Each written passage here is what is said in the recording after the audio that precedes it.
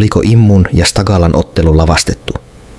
EasyGates 4 Immun ja Stagalan ottelussa moni koki täyden järkytyksen.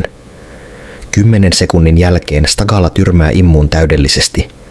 Moni miettii nyt, että oliko ottelu maksettu ja lavastettu. Seuraavana aamuna Immu julkaisi TikTok-tililleen videon, jossa hän väittää, että häviäminen johtuu Stagalan nuoresta iästä ja Immun nestehukasta.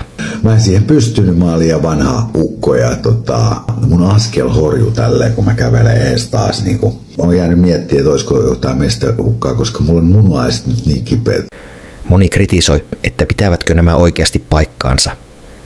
On kiertänyt huhua, että Immulle olisi maksettu suuri summa rahaa, että hän häviää ottelun. Vai oliko tämä kaikki vain lavastusta mediakohun keskellä? Mitä itse olet mieltä, oliko ottelu lavastettu vai maksettu?